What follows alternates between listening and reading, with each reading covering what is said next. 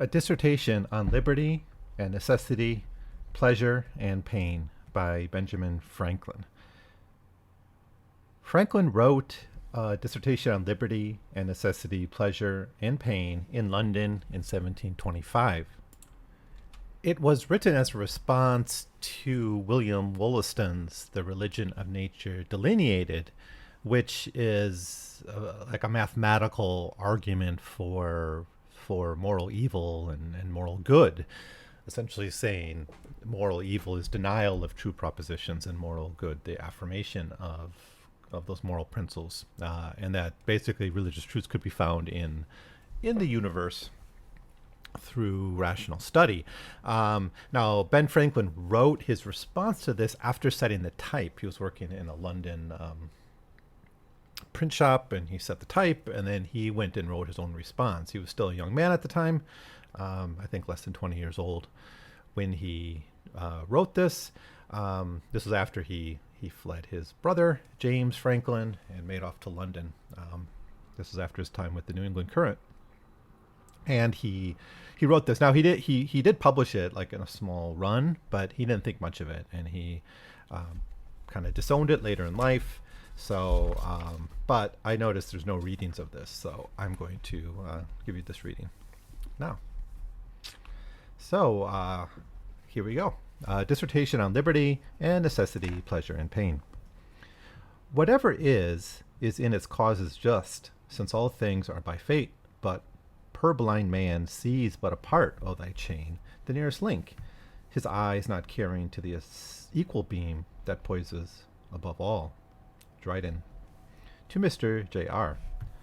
Sir, I have here, according to your request, given you my present thoughts on the general state of things in the universe.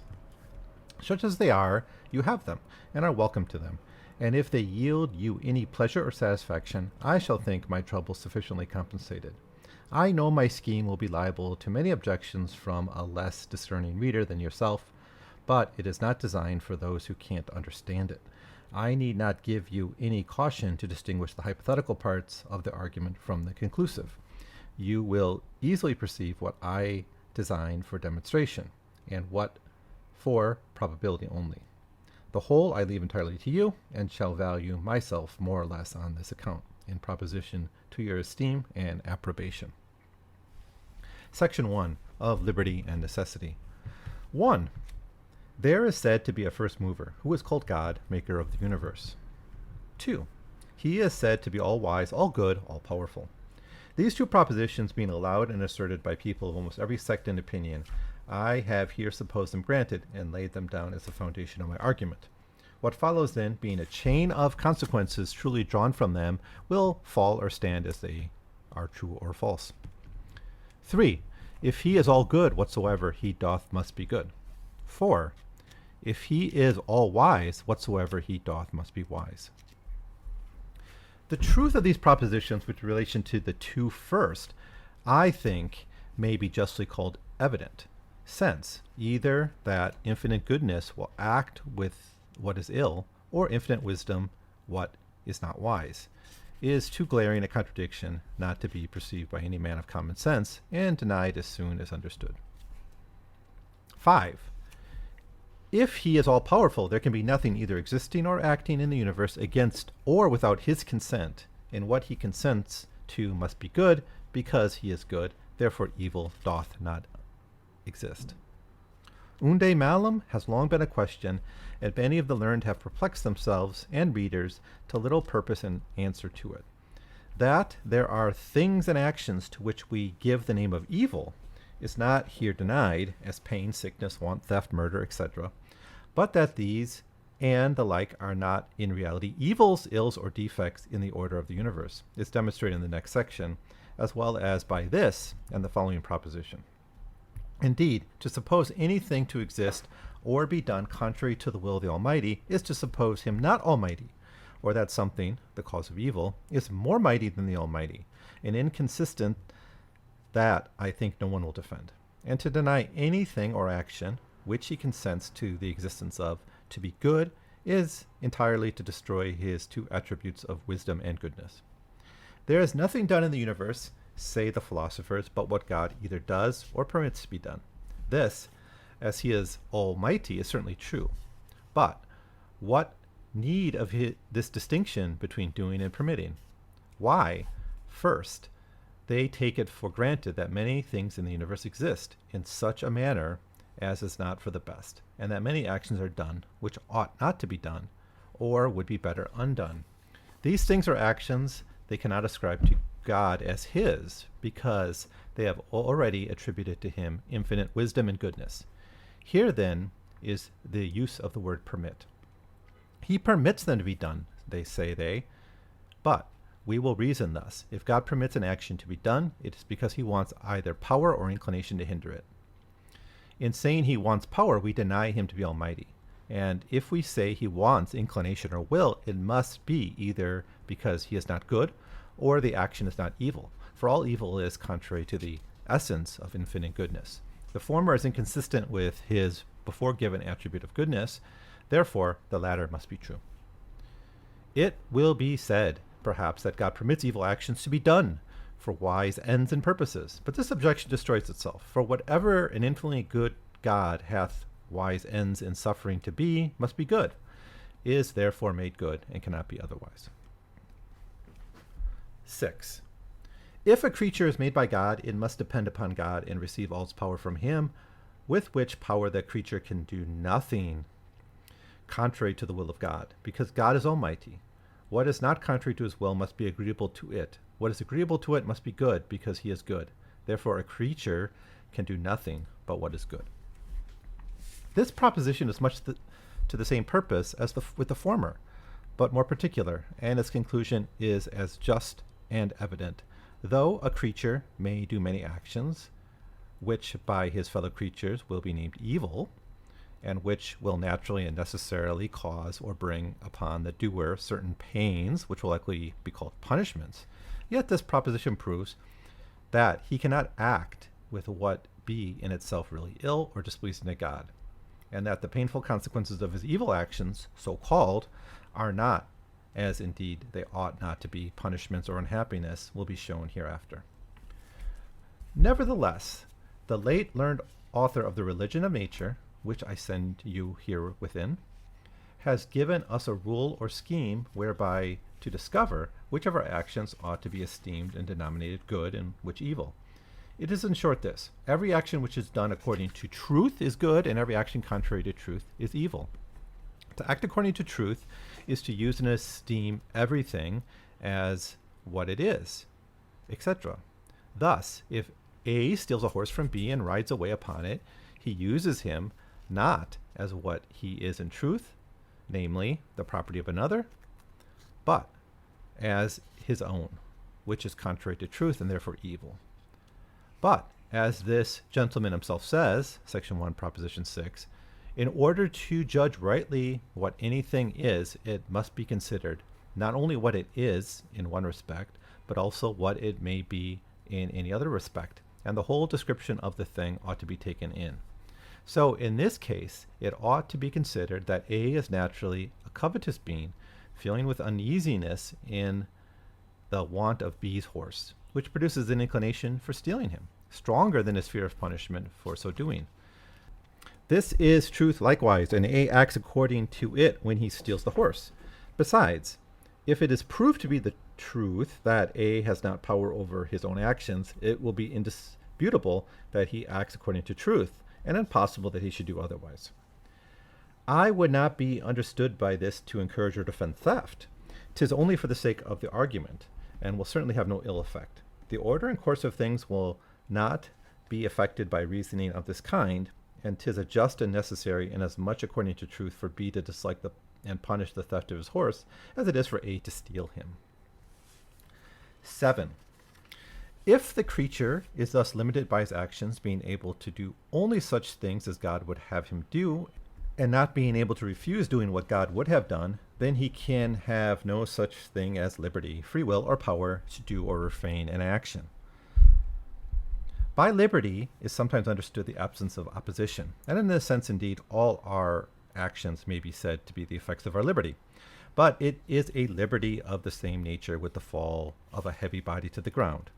It has liberty to fall, that is, it meets with nothing to hinder its fall, but at the same time it is necessitated to fall, and no power or liberty to remain suspended.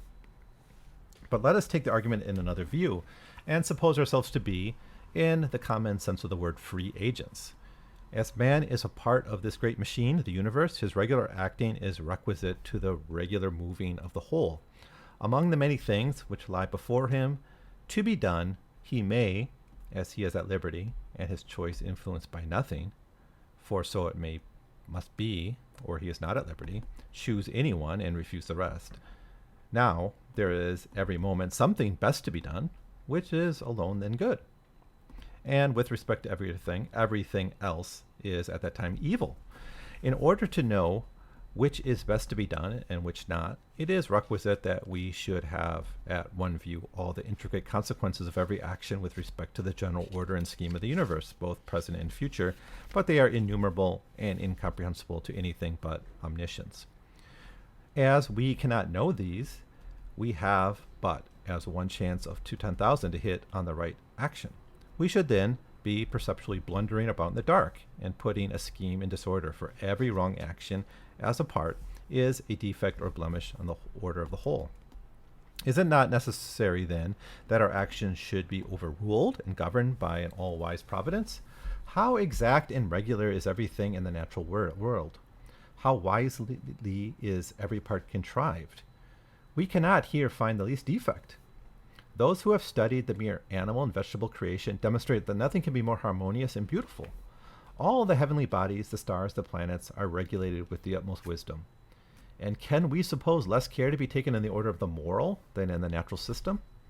It is as if an ingenious artificer, having framed a curious machine or clock, and put its many intricate wheels and powers in such a dependence upon one another, that the whole might move in the most exact order and regularity, had nevertheless placed in it several other wheels induced with an independent self-motion, but ignorant of the general interest of the clock, and these would every now and then be moving wrong, disordering the true movement, and making continual work for the mender, which might better be prevented by depriving them of that power of self-motion, and placing them in a dependence on the regular part of the clock.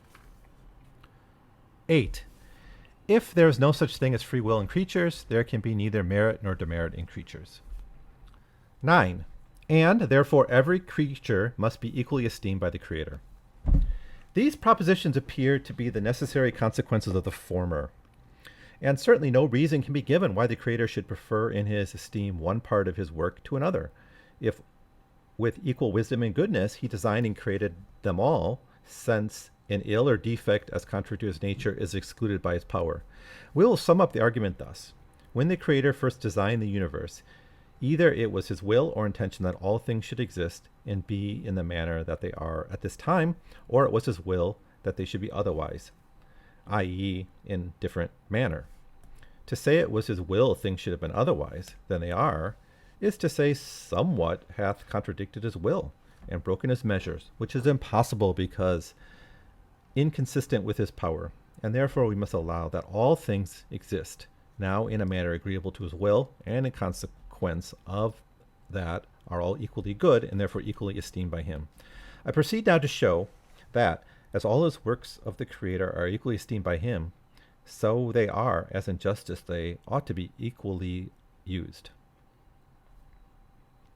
Section 2 of Pleasure and Pain. 1. When a creature is formed and endued with life, 'tis supposed to receive a capacity of the sensation of uneasiness or pain. It is this distinguishes life and consciousness from active unconscious matter. To know or be sensible of suffering or be acted upon is to live, and whatsoever is not so among created things is properly and truly dead. All pain and uneasiness proceeds at first from and is caused by somewhat without and distinct from the mind itself. The soul must first be acted upon before it can react. In the beginning of infancy, it is as if it were not. It is not conscious of its own existence till it has received the first sensation of pain. Then, and not before, it begins to feel itself, is roused and put into action, and then it discovers its powers and faculties and exerts them to expel the uneasiness. Thus is the machine set on work. This is life. We are first moved by pain, and the whole succeeding course of our lives is but one continued series of actions with a view to be freed from it. As fast as we have excluded one uneasiness within another appears, otherwise the motion would cease. If a continual weight is not applied, the clock will stop. And as soon as the avenues of uneasiness to the soul are choked up or cut off, we are dead. We think and act no more. 2. This uneasiness, whenever felt, produces desires to be freed from it, great in exact proportion to the uneasiness. Thus in uneasiness, the first spring and cause of all action, for till we are uneasy in rest, we can have no desire to move, and without desire of moving, there can be no voluntary motion. The experience of every man who has observed his own actions will evince the truth of this. And I think nothing need be said to prove that the desire will be equal to the uneasiness, for the very thing implies as much. It is not uneasiness unless we desire to be free from it, nor a great uneasiness unless the consequent desire is great. I might here observe how necessary a thing in the order and design of the universe this pain or uneasiness is, and how beautiful is its place. Let us but suppose it has just now banished the world entirely, and consider the consequences of it. All the animal creation would immediately stand stock still, exactly in the same posture they were in the moment uneasiness departed. Not a limb, not a finger would henceforth move. We should all be reduced to the condition of statues, dull and inactive. Here, I should continue to sit motionless with the pen in my hand thus, and neither leave my seat nor write one letter more. This may appear odd at first view, but a little consideration will make it evident. For 'tis impossible to assign any other cause for the voluntary motion of an animal than its uneasiness in rest. What a different appearance would the face of nature make without it? How necessary it is, and how unlike that the inhabitants of the world ever were, or that the Creator ever designed they should be exempt from it. I would likewise observe here that the 8th proposition in the preceding section, namely, that there is neither merit nor demerit, etc., is here again demonstrated as infallibility, though in another matter. For since freedom from uneasiness is the end of all our actions, how is it possible for us to do anything disinterested?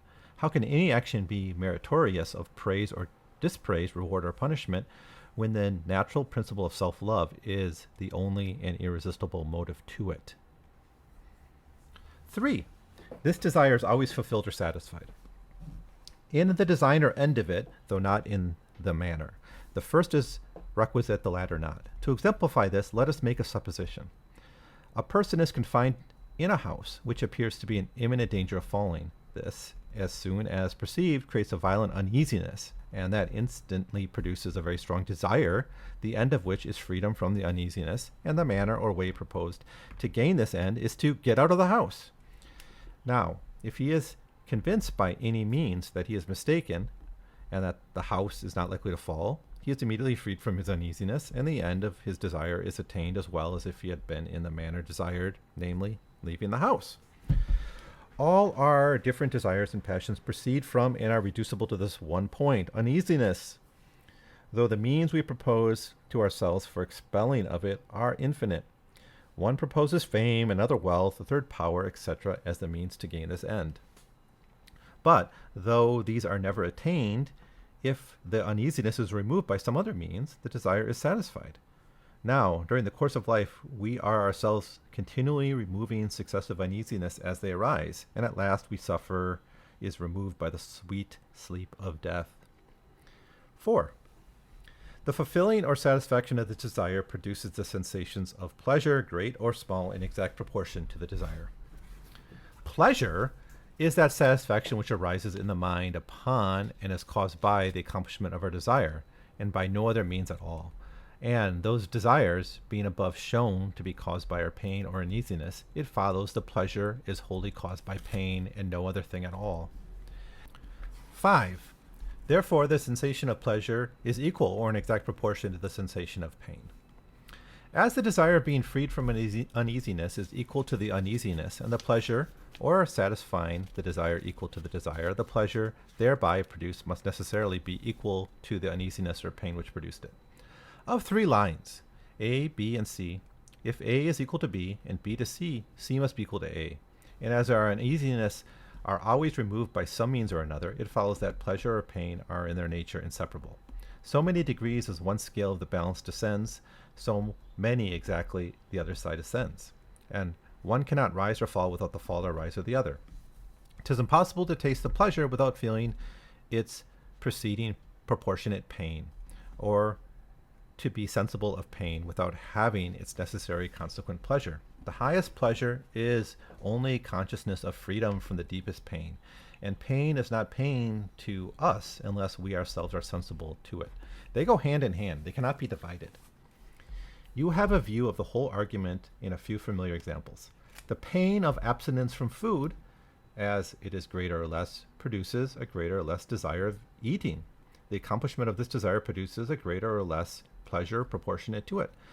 The pain of confinement causes the desire of liberty, which accomplished yields a pleasure equal to that pain of confinement. The pain of labor and fatigue causes the pleasure of rest equal to the pain.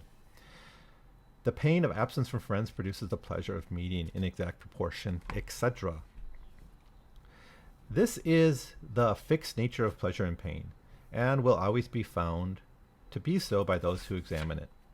One of the most common arguments for the future existence of the soul is taken from the generally supposed inequality of pain and pleasure in the present, and this notwithstanding the difficulty by outward appearances to make a judgment of another's happiness has been looked upon as almost unanswerable.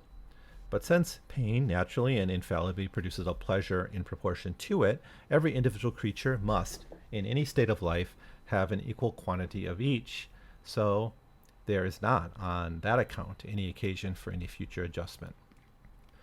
Thus are all the works of the Creator equally used by him, and no condition of life or being is in itself better or preferable to another. The monarch is not more happy than the slave, nor the beggar more miserable than Croesus. Suppose A, B, and C, three distinct beings, A and B animate, capable of pleasure and pain, C an inanimate piece of matter, insusceptible of either. A receives 10 degrees of pain, which are necessarily succeeded by 10 degrees of pleasure. B receives 15 of pain and a consequent equal number of pleasure. C all the while lies unconcerned, and as he has not suffered the former, has no right to the latter. What can be more equal and just than this? When the accounts come to be adjusted, A has no reason to complain that his portion of pleasure was 5 degrees less than that of B, for his portion of pain was 5 degrees less likewise. Nor has B any reason to boast that his pleasure was 5 degrees greater than that of A, for his pain was proportionate. They are then both on the same foot with C. That is, they're neither gainers nor losers. It will possibly be objected here that even common experience shows us that there's not in fact this equality. Some we see heartily brisk and cheerful perpetually, while others are constantly burdened with a heavy load of maladies and misfortunes, remaining for years perhaps in poverty, disgrace, or pain, and die, at least, without any appearance of recompense. Now, though 'tis not necessary, when a proposition is demonstrated to be a general truth, to show in what manner it agrees with the particular circumstances of persons, and indeed ought to be required, yet, as this is a common objection, some notice may be taken of it. And here let it be observed that we cannot be proper judges of the good or bad fortune of others.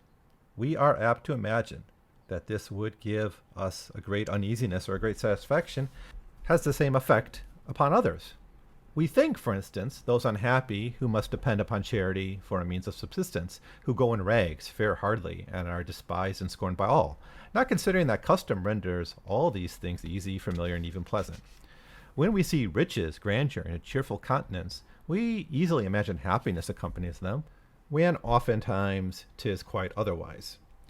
Nor is a constant sorrowful look, attended with continual complaints, an infallible indication of unhappiness. In short, we can judge by nothing but appearances, and they are very apt to deceive us. Some put on a gay, cheerful outside, and appear to the world perfectly at ease, though even then some inward sting, some secret pain embitters all their joys, and makes the balance even. Others appear constantly dejected and full of sorrow, but even grief itself is sometimes pleasant, and tears are not always without their sweetness. Besides, some take satisfaction in being thought unhappy, as others take pride in being thought humble. These will paint their misfortunes to others in the strongest colors, and leave no means unused to make you think them thoroughly miserable. So great a pleasure is to them to be pitied. Others retain the form and outside show or sorrow long after the thing itself with its cause is removed from the mind. It is a habit they have acquired and cannot leave. These, and many others that might be given, are reasons why we cannot make a true estimate of the equality of the happiness and unhappiness of others, and unless we could, matter of fact, cannot be opposed to this hypothesis. Indeed, we are sometimes apt to think that the uneasiness we ourselves have had outweigh our pleasures. But the reason is this: the mind takes no account of the latter. They slip away unremarked when the former leave more lasting impressions on the memory. But suppose we pass the greater part of life in pain and sorrow, suppose we die by torments and think no more, 'tis no diminution of the truth of what it is here advanced. For the pain, though exquisite, is not so to the last moments of life. The senses are soon benumbed, and rendered incapable of transmitting it so sharply to the soul as at first. She perceives it cannot hold long, and 'tis an exquisite pleasure to behold the immediate approaches of rest. This makes an equivalent, though annihilation should follow. For the quantity of pleasure and pain is not to be measured by its duration, any more than the quantity of matter by its extension. And as 1 cubic inch may be made to contain by condensation as much matter as would fill then 1,000 cubic feet, being more expanded, so one single moment of pleasure may outweigh and complete an age of pain. It was owing to their ignorance of the nature of pleasure and pain that the Antiochian heathens believed the idle fable of their Elysium, the state of uninterrupted ease and happiness. The thing is entirely impossible in nature. Are not the pleasures of the spring made such by the disagreeableness of the winter? Is not the pleasure of fair weather owing to the unpleasantness of foul? Certainly. Were it then always spring, were the fields always green and flourishing, and the weather constantly serene and fair, the pleasure would pale and die upon hands. It would cease to be pleasure to us when it is not ushered in by uneasiness. Could the philosopher visit in reality every star and planet with as much ease and swiftness as he can now visit their ideas, and pass from one to another of them in the imagination, it would be a pleasure, I grant, but it would be only proportioned to the desire of accomplishing it, and that would be no greater than the uneasiness suffered in the want of it. The accomplishment of a long and difficult journey yields a great pleasure, but if we could take a trip to the moon and back again as frequently and with as much ease as we can come and go from the market, the satisfaction would be just the same. The immateriality of the soul has been frequently made use of as an argument for its immortality, but let us consider that though it should be allowed to be immaterial, and consequently its parts incapable of separation and destruction by anything material, yet the experience we find that it is not incapable of cessation of thought, which is its actions. When the body is but a little indisposed, it has an evident effect upon the mind, and a right disposition of the organs is required to a right manner of thinking. In a sound sleep, sometimes, or in a swoon, we cease to think at all, though the soul is not therefore then annihilated, but exists all the while, though it does not act. And may not this probably be the case after death? All of our ideas are at first emitted by the senses and imprinted on the brain, increasing in number by observation and experience. There they become the subject of the soul's actions. The soul is a mere power or faculty of contemplating on and comparing the ideas when it has them, hence springs reason. But as it can think on nothing but ideas, it must have them before it can think at all. Therefore, as it may exist before it has received any ideas, it may exist before it thinks. To remember a thing is to have the idea of it still plainly imprinted on the brain, which the soul can turn to and contemplate on occasion. To forget a thing is to have the idea of it defaced and destroyed by some accident, or the crowding in and imprinting of great variety of other ideas upon it, so that the soul cannot find out its traces and distinguish it.